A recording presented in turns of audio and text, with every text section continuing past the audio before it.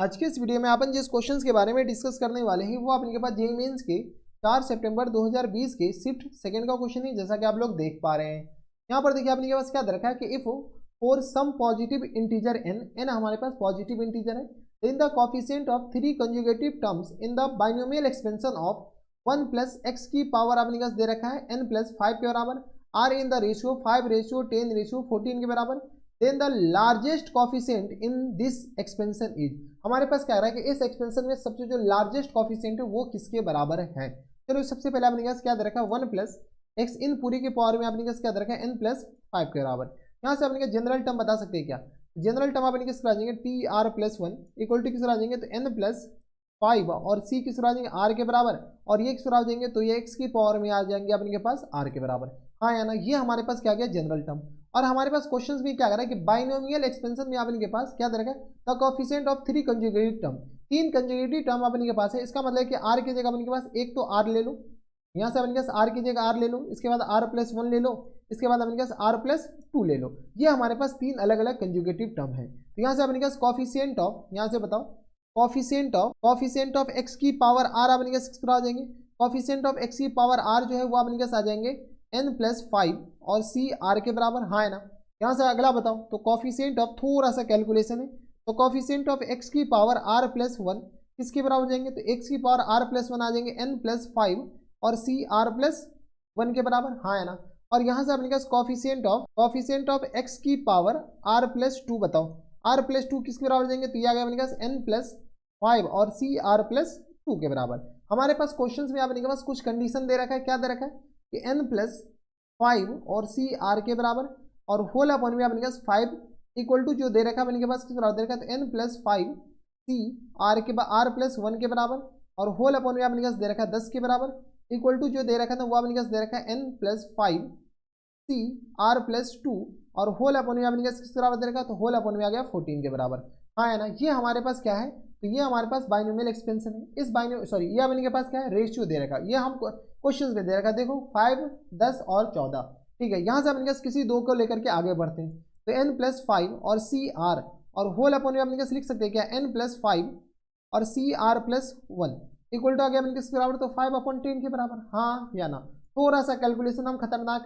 को थोड़ा सिंप्लीफाई कर देते हैं। ये अगर अपने पास 5 दूनी 10 के बराबर, यहाँ से अपने पास क्या करो फैक्टोरियल को खोल दो तो n प्लस 5 इन पूरे का फैक्टोरियल और होल अपॉन में आ गया अपने पास r फैक्टोरियल के बराबर और इंटू आ गया अपने पास n प्लस 5 यानी n प्लस 5 और माइनस टाइम्स r, यानी तो इसको हम ऐसे लिखते हैं n माइनस टाइम्स r और प्लस 5 फैक्टोरियल लिख सकते हैं क्या, हाँ आराम से लिख सकते हैं। इतना तो कैलकुलेशन आना चाहिए, अगर नहीं आ रहा है तो फिर चुल्लू पर पानी में डूब मरो। ये किस आ जाएंगे n प्लस 5 और ये अगर मेरे इतना फैक्टोरियल और डिवाइडेड वाला जो लिखेंगे ना हम इसको डायरेक्ट ऊपर लिख रहे हैं तो r प्लस 1 इन पूरे का फैक्टोरियल और इंटू अपने किस बराबर जाएंगे तो इंटू आ गया अपने के पास बताओ तो n प्लस 5 और माइनस टाइम्स दिस, तो इसको हम क्या लिखते हैं n माइनस टाइम्स r और यहाँ से अपने पास प्लस टाइम्स अपने पास बताओ तो 4, ये इतना फैक्टोरियल हो जाएंगे, कोई इतराज नहीं होनी चाहिए। इक्वल टू आ गया अपने पास 1/2 के बराबर। यहाँ से अपने पास क्या करो थोड़ा बहुत कैलकुलेशन और करो तो क्या, तो यहाँ से अपने पास r प्लस 1, अच्छा ये और ये तो गया और r प्लस 1 जाएगा, यहाँ पे r प्लस 1 दे करके जाएगा इसमें, और इस दोनों में अपने के ज़्यादा कौन है तो इसमें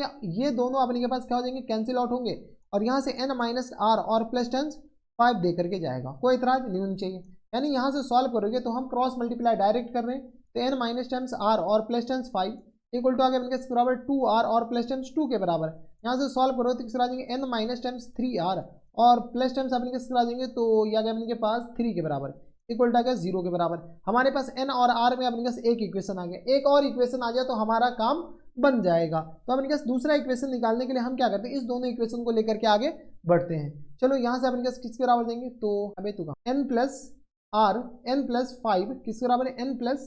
5 और c अपने किस आ जाएंगे तो r प्लस 1 और होल अपॉन में अपने किस आ जाएंगे तो n प्लस 5 और ये किस आ जाएंगे c r और प्लस टाइम्स 2 के बराबर, यही है ना। देख लो अपने के पास n प्लस 5 और ये आ गया अपने के पास सी आर प्लस 2 और ये आ गया ये नीचे आ जाएगा तो ये आ गया तो 10/14 के बराबर इक्वल टू किस आ जाएंगे 10/14 के बराबर। चलो थोड़ा बहुत कैलकुलेशन कर लो, थोड़ा बहुत क्या ठीक ठाक कैलकुलेशन करना पड़ेगा। तो ये आ गया अपने पास n प्लस 5 इन पूरे का फैक्टोरियल, है ना। होल अपॉन में अपने पास बताइए तो होल अपॉन में आ गया अपने पास r प्लस 1 का फैक्टोरियल और इंटू अपने किस तरह हो जाएंगे तो यहाँ से बताओ तो n माइनस टाइम्स r और प्लस टाइम्स 4 लिख सकते हैं क्या आराम से, इतना फैक्टोरियल पीछे हम बता चुके हैं कि कैसे लिख सकते हैं, ठीक है। और ये आ गया इसके बराबर और इंटू आ गया अपने किसके बराबर, तो यहाँ से n+5 फैक्टोरियल और नॉमिनेटर में किस पर आ जाएंगे, तो ये आ गया अपने पास r+2 फैक्टोरियल के बराबर और इंटू किस पर आ जाएंगे, तो ये आ गया n+5, तो ये आ गया n माइनस टाइम्स r और प्लस टाइम्स 3 फैक्टोरियल के बराबर। अगर आपके पास नहीं आ रहा तो थोड़ा सा ध्यान दो, ये आ गया अपने किस बराबर, 5 दूनी 10 के बराबर, 7 दूनी 14 के बराबर, यानी ये आ गया 5/7 के बराबर। चलो गुरु जो कैंसिल होता है कैंसिल आउट करना स्टार्ट करो, ये और ये अपने पास गया और अपने पास बचा क्या, ये और ये अपने पास जाएगा और ऊपर r+2 दे करके जाएगा,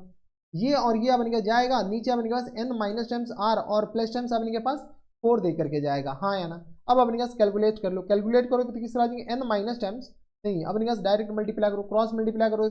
तो 5n और माइनस टाइम्स किस तरह आ जाएंगे 5r और प्लस टाइम्स 20 के बराबर इक्वल टू आ गया किस बराबर 7r और प्लस टाइम्स 14 के बराबर। कोई इतराज, यहाँ तक कोई दिक्कत परेशानी नहीं होनी चाहिए। अब अपने के पास क्या करो, तो यह आ गया 7 और 14, यह आ गया अपने पास 5n और माइनस टाइम्स अपने पास आ जाएंगे 12r के बराबर और प्लस टाइम्स अपने पास आ जाएंगे 6 इक्वल टू आ गया 0 के बराबर। देख लो 20 में से 14 जाएगा 6 बचेगा, तो एक इक्वेशन हमारे पास ये वाले आ गए और एक इक्वेशन अपने पास पीछे वाला है, पीछे अपने पास पीछे वाले इक्वेशन यहीं पर लिख लेते हैं। n माइनस टाइम्स अपने पास कितना है, तो n-3r और प्लस टाइम्स 3 के बराबर, n-3r और प्लस टाइम्स कितना आ जाएंगे 3 के बराबर इक्वल टू आ गया 0 के बराबर, प्लस 3 है ना,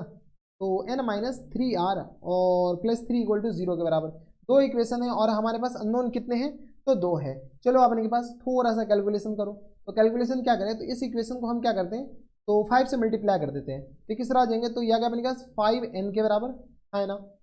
5n और माइनस टाइम्स अपने पास आ जाएंगे 15r के बराबर और प्लस टाइम्स 15 के बराबर इक्वल टू आ गया 0 के बराबर। इसको कुछ नहीं किया अपने पास मल्टीप्लाई बाय 5 किए और ऊपर आपने किस